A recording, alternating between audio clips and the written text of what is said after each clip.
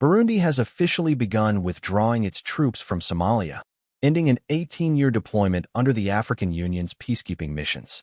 The move follows a dispute over troop contributions to the newly formed African Union Support and Stabilization Mission in Somalia, AUSSOM, which replaced the African Union Transition Mission in Somalia, ATMIS, on January 1, 2025. The Burundian contingent, which played a major role in Somalia's security since 2007, was denied its request to deploy 2,000 troops under AUSSOM. Instead, Somalia allocated only 1,041 slots to Burundi, far below its expectations.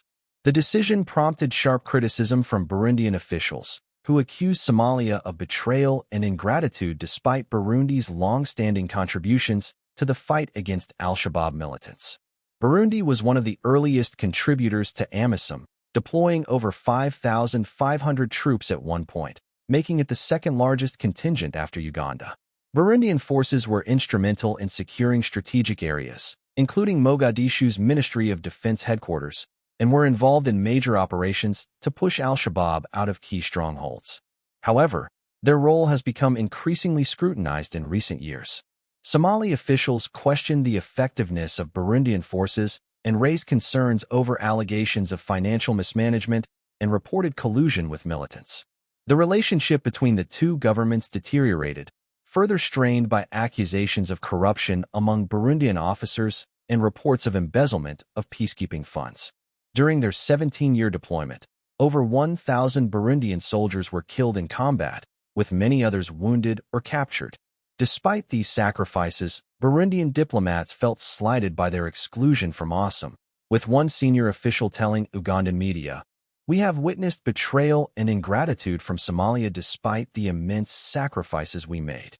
Burundian diplomats even demanded an official apology from the Somali government.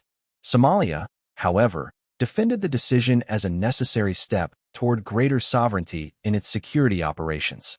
Somali Foreign Minister Ahmed Moalem Fiki acknowledged Burundi's contributions, but stated that the transition to AUSSOM prioritizes a more streamlined and Somali-led security framework. Burundi's departure raises concerns about potential security vacuums, particularly in areas where its forces played a key role in counter-terrorism operations. To fill the gap, Uganda has pledged to increase its troop deployment under AUSSOM, while Egypt has committed 1,091 personnel, marking its first direct involvement in Somalia's security efforts. The transition to AUSSOM reduced the overall AU troop presence from 20,000 under ATMIS to 12,626, including 1,040 police officers. To mitigate risks, Somalia has secured bilateral agreements to deploy an additional 11,000 troops to sustain counterterrorism efforts and stabilize areas reclaimed from al-Shabaab. Meanwhile, Burundi has turned its focus elsewhere, with many of its troops expected to be redeployed to eastern Congo, where they are engaged in operations against the M23 rebel group. This shift underscores the competing security priorities of AU member states and signals a broader recalibration of regional peacekeeping commitments. Burundi's withdrawal is not the only challenge facing AUSSOM. Ethiopia's participation in the mission was initially uncertain due to diplomatic tensions with Somalia, primarily stemming from Ethiopia's controversial Memorandum of Understanding, MOU, with Somaliland for access to a Red Sea port. Somalia insisted that Ethiopian troops would be excluded from AUSSOM unless Addis Ababa annulled the deal. However, the two nations restored formal ties following Turkey-mediated talks that led to the Ankara Declaration in December 2024.